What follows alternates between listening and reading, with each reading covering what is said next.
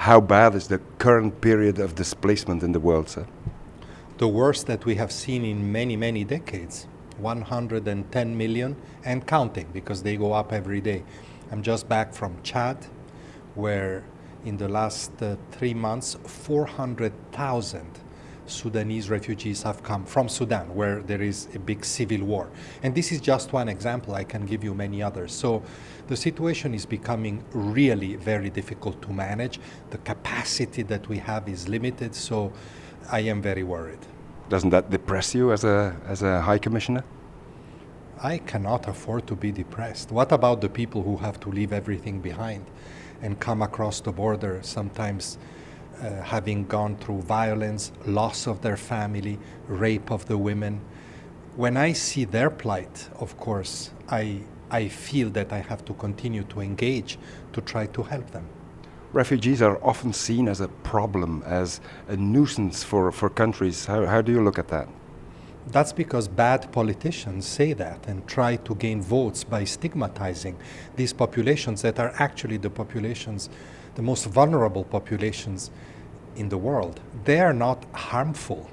They suffer harm from bad people, so they need help. But I do understand that their massive movements is something that needs to be managed in a proper way. And there is where we all need to get together to try to find better ways to support population movement, to manage population movements as well. You say it's a management problem. Why isn't it solved then?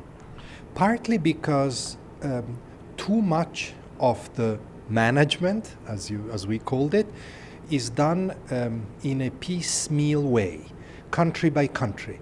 You know, by definition, people on the move, be they refugees or migrants or others, go through many countries. So it's only by working together, all countries concerned, that we can find solution. There is a big discussion in Europe on a pact on migration and asylum.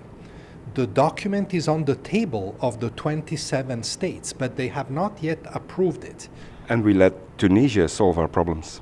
Yes, and you see, this is the problem. Then you're always trying to find a localized solution that is incomplete. So I want to insist on that pact, because Belgium will be the next presidency of the European Union, so it will have an important responsibility in trying to bring that pact to approval. Is it perfect? No, it's not perfect. And it must be the result of a compromise. But you know, without compromise, international work cannot advance.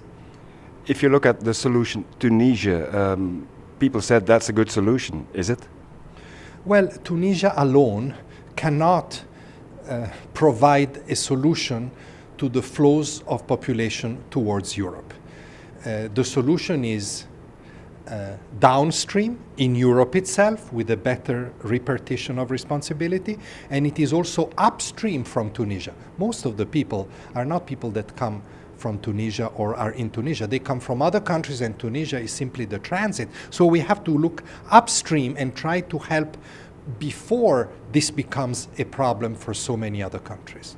Do we talk enough about the root causes? Like, for example, people that flee from Africa, they flee for changing climate, for floods, drought. Or conflict, like in Sudan. Do we speak enough about root causes? I think we speak a lot, but we do very little. What would you like to do?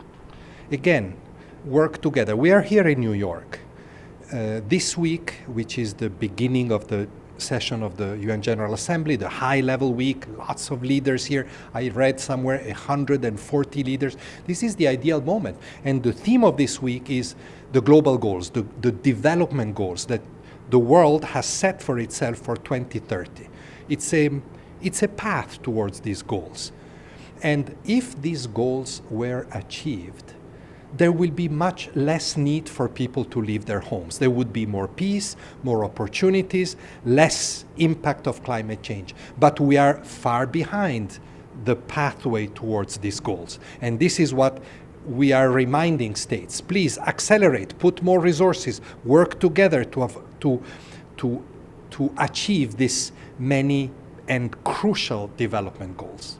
You have been with UNHCR for a long time. You're an expert. You know what you're talking about. What is the big change that you have seen in recent times? Well, there are things that sound a little bit technical but are important, like for a long time the refugee movements were considered a humanitarian issue. They are a humanitarian issue, but they can only be solved through development, which is a very different way of operating, and we're doing that.